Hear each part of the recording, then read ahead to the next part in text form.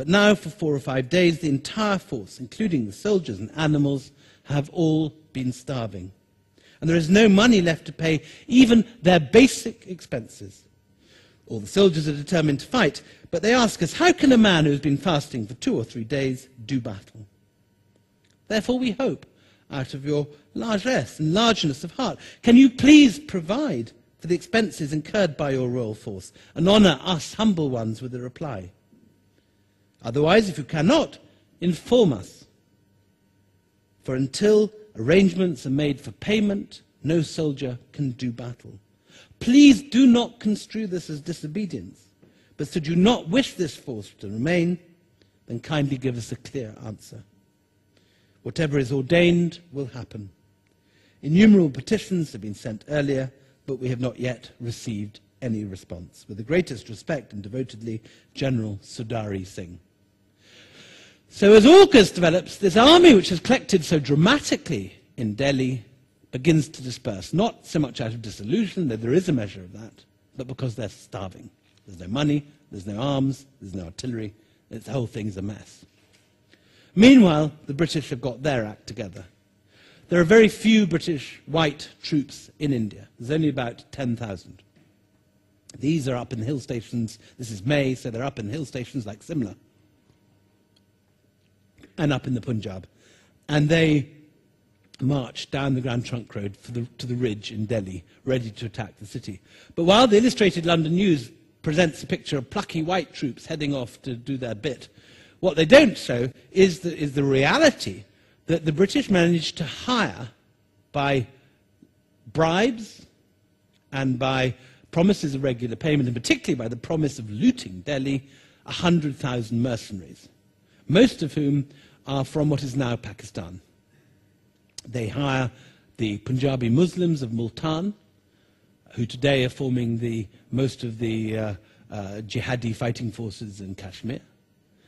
They recruit the Sikhs from around Lahore, and particularly they recruit exactly the same Waziri tribesmen from what's now FATA, the tribal areas on the edge of Pakistan, who are attacking our brave boys in Helmand. So exactly the same guys who are giving us the headache today are enlisted en masse, 100,000 of them. These guys swagger with these huge turbans down the Grand Trunk Roads with the hope of looting Delhi. And the British, who have lost an entire army in 6 weeks, managed to bribe and pay and gather this enormous mercenary army of 100,000 irregulars in an incredibly short period of time. They also managed to bring down the Grand Trunk Road the super gun of the period, these enormous guns which are pulled by 12 elephants each down from Ferozpur. And in early September, these are lined up outside the Kashmiri Gate. An incredible bombardment of the walls of Delhi proceeds. Every day they move the guns a bit closer. And on the 12th of September, 1857, the troops go in. Now, the British expect this to be, as George Tenet famously said of Iraq, a slam dunk. It is no such thing. Although the troops are starving, and although many of them have dispersed to their villages, those that remain are the hardcore. And they've had 3 months to put grape shot in every loophole, to have sniper posts and everything, every trap door and every booby trap has been primed. Whole mud forts have been built in various areas in gardens of the north of the city. And the British go in, 100,000 troops led by the Lancers and by these Waziris. And of those, 1/3 of those are dead or wounded by the first evening. There's an incredible Somme-like, catastrophic casualty rate, an incredible resistance.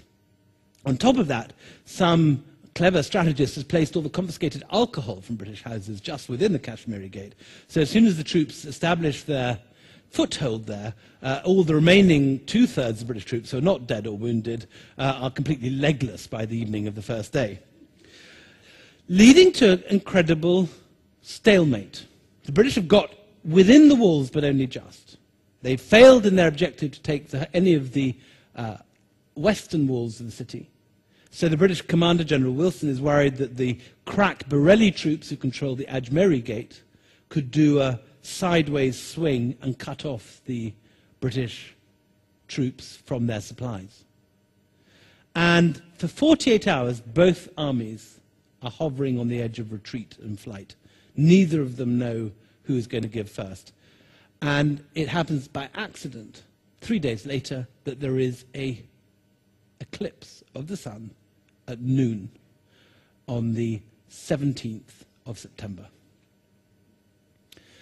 Now, for the British, this is a big shock. No one's been looking at their calendars or almanacs. The whole city goes black at noon. But for Hindu troops, this is a far more significant thing. Even today, if you go to Rajasthan during an eclipse, all the temples are closed. No upper caste Hindu will go out during an eclipse.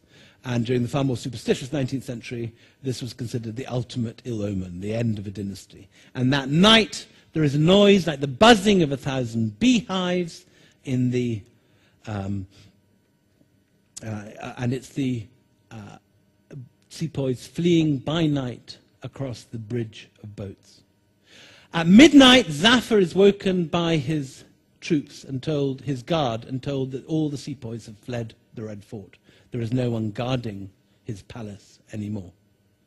So he gathers his ancestral relics, he distributes some to his family, and he then takes a small body of supporters and his wife and his younger son and goes into a boat and by night glides down the Jamna, gets off near the Ghat at Nizamuddin.